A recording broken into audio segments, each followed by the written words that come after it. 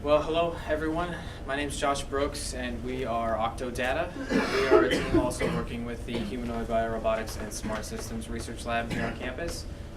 Our project is centered around an existing robot prototype that has soft silicone limbs that can be controlled either by the heat-actuated artificial muscle made of twisted and coiled polymer that's produced by the lab, or by simple stepper motors.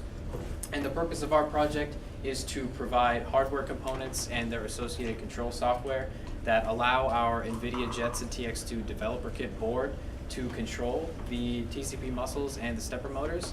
And the other component of it is to implement computer vision features, which we have done through use of both a USB camera and the MATLAB Deep Learning Toolbox, which we have integrated with our main program. So the primary component of our hardware solution is our custom PCB. This PCB houses our custom TCP muscle control circuit. It's integrated with a component that accepts an I2C serial signal and generates a pulse width modulated signal. And this PWM signal is tied to the gate of a field effect transistor, which effectively switches a high voltage across the TCP muscle on and off. So when we vary the duty cycle of the pulse, that controls the average power that's delivered to the muscle, which it translates to a degree of actuation. So with that, I'm going to hand it over to Brian, who's going to talk a little bit more about our software approach. My name is Brian Tilley. I'm responsible for algorithms and software on the project. As Josh mentioned, we made good use of the deep learning toolbox, specifically the AlexNet pre-trained convolutional neural network. At a high level, it transforms input image data to a list of probabilities that tell us which is the most likely object from a list of objects that may be in the image.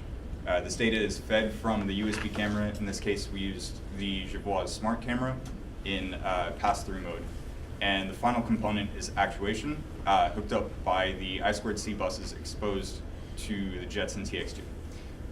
So to marry these three pieces of the project, we found C++ to be the most fitting.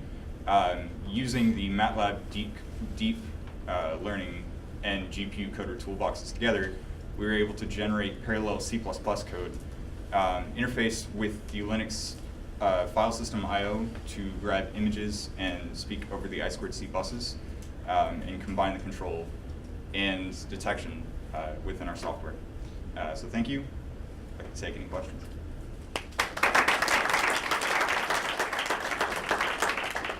So have you guys built one of these yet? I was unclear. So whether it's just a design or you'd actually build robots? one? Yeah, we Yes. have. Yes. How did it swim? Well, we didn't seal it to put it underwater. That We was ran beyond into some our issues. scope. Yep. So the project itself, in order to accommodate the Jetson, it's a much larger board than the previous team that we received the project from. They used Arduino Uno or Mega or something, so a much smaller board. So there was necessary mechanical redesign, which pushed the timeline back. I guess to give a more direct answer to your question, even the original prototype, it didn't really move underwater. It kind of just stood there, and then it can grab objects. Okay. So the motion hasn't really been implemented yet. Okay. Was this autonomous or was it controlled? It was controlled entirely manually. One of the goals of our project was to kind of link the computer vision and the actuation to make it autonomous in that respect. So how did you test this? So with testing specifically for the image recognition, we have our robot assembled, and we placed objects that we know are within the list of the AlexNet training data set beneath the camera to see if the label assigned to the image matches our expectation.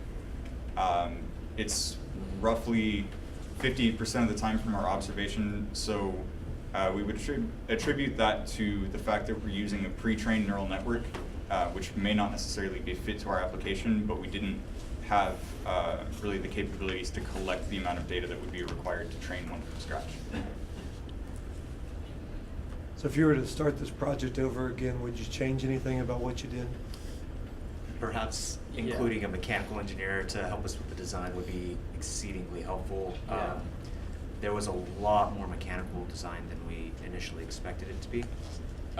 Also, to the final TCP control circuit design that we landed on, there was kind of a lot of back and forth about if we were going to go with a PWM and a switching transistor, or if we were going to have like an 8-channel DAC to give a signal to the muscle. That took a lot more time than we thought to sort of actually pick one. So if we started over, we would just pick one from the start and go with one. What about the scope of the project? It was I mean, expand. Same question, but what about the scope? Would you change the scope, or would you Yes. continue keeping the scope the size it is? We would change the scope. I think we did have some scope creep as we were trying to originally account for going underwater with our robot, and there's a lot of mechanical complexities, like it doesn't have enough weighting to actually go underwater, sealing it, and so we probably, if we were to redo it again for scope, we would approach maybe a goal more suited to not going underwater, seeing if we can get everything solid for above water, and then maybe having the underwater aspect of the project being like a secondary goal or a stretch goal. But that was more of our primary goal, and then we had to adjust our goal or adjust our scope so that we could do something that was achievable. Next time, team.